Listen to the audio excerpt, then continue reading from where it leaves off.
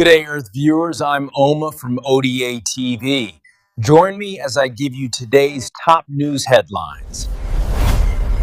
Iran's President Masoud Pezeshkian today said that a decision has been made that his country will not target his Gulf Arab neighbors and even issued an apology. But shortly after, several of these countries reported strikes. We must work with our friends in the region, hand in hand, to bring about peace and stability. These projectiles were largely intercepted, but that salvo was one of the largest by Iran since the war began a week ago. Pezeshkian's pre-recorded televised statement was really the first sign of any sort of de-escalation by a top authority in Iran. And it did give some people in the region this brief sigh of relief, but it came with a big caveat. From now on, there should be no attack on neighbouring countries or missile strikes, unless they should wish to attack us from those countries. And shortly after Pezeshkian's statement, US President Donald Trump took to Truth Social and wrote that Iran has apologized and surrendered to its Middle East neighbors before saying that Iran will get hit very hard today. The Iranian president's statement said that his country will never surrender to the US and Israel. And his deputy head of office said after Trump posted on Truth Social that we will respond decisively to any aggression from American bases. The message from President Pezeshkian is clear. If regional countries do not cooperate in America's attack on us, we will not attack them. Iran names its new leader, a successor to the late Ayatollah. He is Mojtaba Khamenei, the second son of the assassinated Ali Khamenei, who has been named as the successor, succeeding his father, who was killed in the early days of this war. Now, he was widely tipped to succeed his father as supreme leader. We've just had that now confirmed. He has been described previously as the principal gatekeeper to his late father, the power behind the road.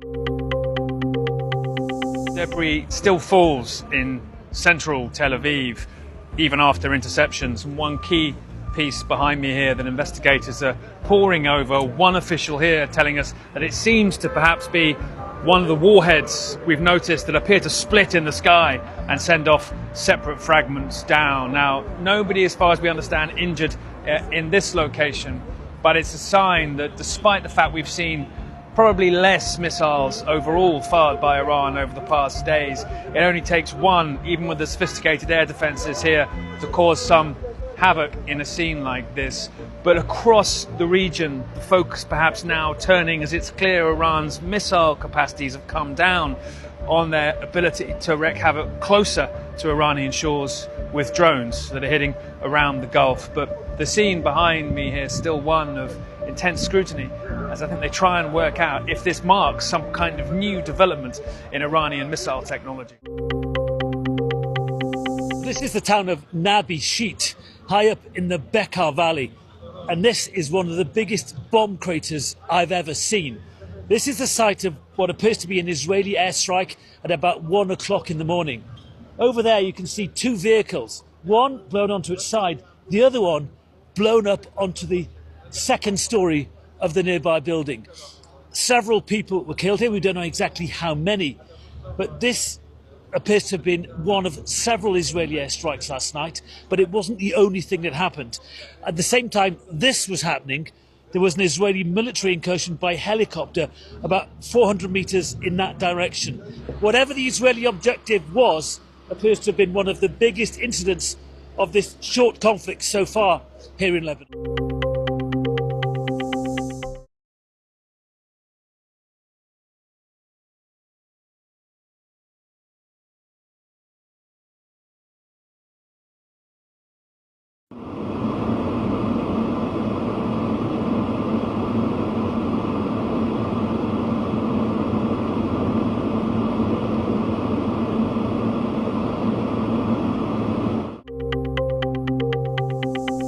Absolutely apocalyptic scene here. We've just made it to the Shahran oil depot, which was attacked last night in a massive wave of airstrikes. We heard those going on for about an hour, maybe an hour and a half, with massive thuds and then explosions that we could hear.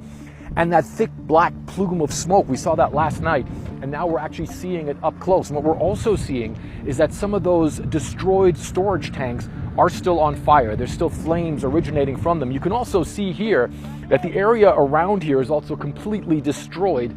There's people here actually working on this electricity pole to try and get the electricity back. And then this tanker vehicle here also that is right in front of the gate has been completely destroyed as well. The front gate of the facility also in complete ruins. The facility appears to be completely in ruins now after these massive airstrikes, and again, still on fire, still burning. And you can see that thick black smoke through the entire city across all of Tehran. It's been raining this morning in Tehran. There was oil mixed into the rain, so this is definitely a massive incident that is still going on. For a generation plus, Iran has been spreading terror and havoc all over the world. And I think now there's a coalition of nations in the region who says to Iran, it's over, out, unacceptable, supported by President Donald Trump and his immense leadership. We're doing this for the well-being of the entire free world, Europe being the first one. But Donald Trump has said this war is already won. And what happens if people in Iran do not rise up? It might be rather hard for them to rise up when there are bombs falling on their heads. So we are saying, of course, it's an opportunity for them. We hope they will rise up. I saw incredible pictures of protests in London of Israelis and Iranian expats together celebrating this possible change, and all over the world, by the way. It is an opportunity to bring a better future for the Middle East and a different trajectory in the Middle East. Because right now what you have are two coalitions, an empire of evil centered in Iran with its proxies all over spreading terror and havoc, and a coalition of moderate countries willing to move forward in peace together, which is unbelievable when you look at the history of the Middle East, which is fighting against this empire of evil together. Jew and Muslim, Christians as well, all together fighting this evil. This is the big test. This is the big historical moment that we're faced with. It's been amazing. We've knocked out 42 Navy ships, some of them very large, in 3 days. That was the end of the Navy. We knocked out their Air Force. We knocked out their communications, and all telecommunications is gone. I don't know how they communicate, but I guess they will figure something out. It's not working out too well. And they're bad people. They're just bad people. When you look at October 7th and beyond October 7th, look at all the killing that they've done over the years, for 47 years. And this had to be done. They were very close to a nuclear weapon. I looked at images and videos verified independently by our colleagues at BBC Verify that show body bags littered over the courtyard of a mortuary, the Karizak Forensic Medical Center in Iran. I saw images of young, old, teenagers, people killed by your government, beaten faces, bloodied bodies, gunshot wounds. How on earth do you justify that and sit there today saying our people have some complaints? Your government killed thousands of their own people, and the world saw that. Laura, I recommend you to be very vigilant and delicate and our careful colleagues have verified those images independently, Mr. Ambassador. Of Iran. Let me finish. And so I do not want to say that we do not have any problem. No. The problem there are in our country, but you see that how to address these kind of problems according to the Iranian laws and regulations, it's a very important. And the other than without any interference of the foreign countries against Iran. Ceasefire and stop the war. Calling the U.S.-Israeli strikes on Iran an unnecessary war, China's top diplomat on Sunday reiterated Beijing's message to Washington on the sidelines of the country's biggest political event of the year. The Chinese side would like to once again call for an immediate halt to military operations, preventing the situation from escalating in successive rounds and avoiding the spillover and spread of the flames of war. I also asked the foreign minister a few questions. Since Donald Trump's return to the White House, U.S.-China relations have been tumultuous, so his planned visit to Beijing later this month has been highly anticipated. Given this, how will the ongoing U.S.-Israeli strikes on Iran affect this trip? This year is indeed a big year for China-U.S. relations. The agenda for high-level exchanges with the U.S. is on the table. What is required is for both sides to make thorough preparations to create a conducive environment, to manage existing differences, and to remove unnecessary disruptions. This is the moment police say a man lit and threw a device containing nuts, bolts, and a hobby fuse during a heated confrontation in New York City. Witnesses reported seeing flames and smoke as it traveled through the air. Pardon January 6 rioter Jake Lang organized a protest Saturday outside the home of the city's first Muslim mayor, Zohran Mamdani. The right-wing provocateur and U.S. Senate candidate was opposing what he called the Islamic takeover of New York City. Police say that the demonstration was met with a larger counter-protest, and two sides at times clashed.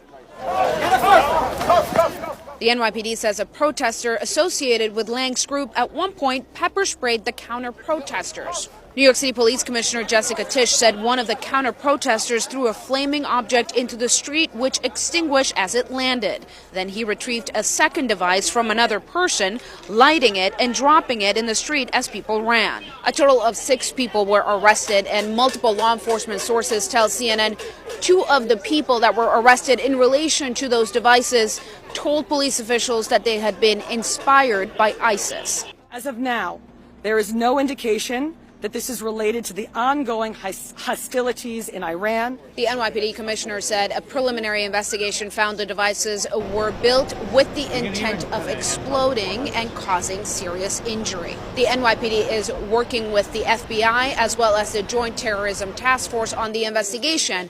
A spokesperson for New York City Mayor Zohran Mamdani said both the mayor and the First Lady, Rama Dawaji, were both safe. President Trump wisely does not remove options off of the table. Mothers out there are worried that we're going to have a draft, that they're going to see their sons get in and daughters get involved in this. What do you want to say about the president's plans for troops on the ground? As we know, it's been largely an air campaign up until now. It has been, and it will continue to be. And President Trump wisely does not remove options off of the table. I know a lot of politicians like to do that quickly, but the president, as commander-in-chief, wants to continue to assess the success of this military operation. It's not part of the current plan right now, but the president, again, wisely keeps his options on the table. But as commander-in-chief, there's no greater priority or responsibility to this president than, of course, protecting the American people and protecting our... It gives me pause that you had people like Stephen Miller calling the shots that actually I believe that maybe Kristi Noem acted on. It was Stephen Miller that was talking about a terrorist brandishing a gun. It was Stephen Miller who said it was the position of the United States that we should go after Greenland. It's Stephen Miller that's been repeatedly responsible for embarrassments for the President of the United States by acting too quickly, speaking first and thinking later. I think if Mark Wayne... I don't think Mark Wayne goes to the podium and repeats something that Stephen Miller says. I think Stephen Miller's demonstrated he too is out of his depth, and I think Mark Wayne will learn from that. Do you think Stephen Miller should go? Oh, of course I do. I think Stephen Miller is one of the. Not only does Stephen really want to just paint a picture, he's not worried about substance, he's more worried about form, but I also think that he has an outsized influence over the operations of the cabinet. And I believe we've got qualified cabinet members there that sometimes are doing less than what they want to because of his direction and his outsized influence. He's a big problem in this administration. He has been from the beginning. Thanks for watching. Please subscribe.